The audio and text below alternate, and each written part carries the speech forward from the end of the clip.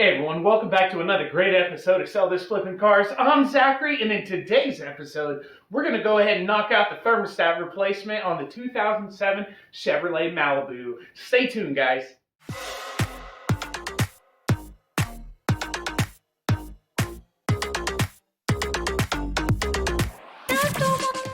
Welcome back. As I said, we're going to go ahead and knock out the thermostat replacement on the 3.5 liter V6 2007 Chevrolet Malibu today. Now this is the thermostat replacement, guys.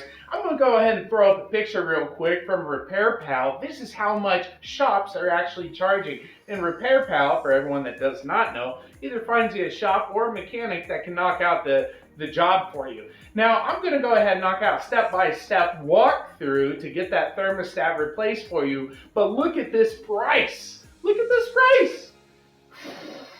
And it doesn't include taxes and fees at all either. That's the crazy part, okay? You're looking at $600, okay? Hey, in the video description down below, I'm going to throw the new thermostat for you. So it's the link to Amazon. It takes you there, and you can get this thing for 30 bucks, right? Why is Repair Pal charging $350 for parts? That's crazy, right? For the $30 thermostat, really? Oh. Maybe they're talking about the coolant you're going to lose. Oh, that's not even like a quart. As long as you use your hose pliers, guys. So don't forget to use your hose pliers. If you don't have those, you can find them in the video description as well. Okay, so let's jump into this, guys. Get your vehicle back on the road, save you $600, and hey, I love coffee, guys, so if you want to treat me to a cup of coffee, saving you $600, I'm going to go ahead and throw the link in the video description down below as well. Let's all have a coffee together, because, hey, it's a little chilly in the mornings, and I need the energy anyways to knock out all these repairs. So, hey, if you're also needing to replace your water pump, stay tuned, guys. I have that step-by-step walkthrough coming up as well. So let's jump into this thermostat replacement and get you back on the road. All right, guys, here we are on the 2007 Chevy Malibu with the 3.5 liter engine. We have a failed thermostat on this engine. This is how the thermostat is actually supposed to go in there. You cannot put it the other way. It is awesome, okay? Now this thermostat I'm going to put in the video description down below. That way you can find it easily as well and get your Malibu back up and going. So here we are. I got my light already down here. As you can see, that's where the thermostat goes down there. I went ahead and took the upper radiator hose out of the way and the intake tube. You see it's gone from there all the way over to the air box. So I went ahead and got that out of my way. The upper radiator hose, move that out of your way. That way you can access the lower radiator hose easily. Now look at how this is placed in here. It's going to go just like that, guys. Okay, just like that. And you have a stud in the upper right, okay, and well, what looks like a stud, it's a stud bolt, and then at the bottom you have just a normal bolt. They are 10 millimeter, as you can see here. Okay, here's your two bolts right here, guys. Hold on, let me focus in. My apologies, guys. All right, there we are. There's your two right there. Your stud bolt goes in just like that. Okay, I'm going to put it in just like so, very easily. Okay, and we're going to put it right back in just as easy as well. Okay, let's go ahead. All right, here we are, guys. We got the thermostat housing back on, as you see there.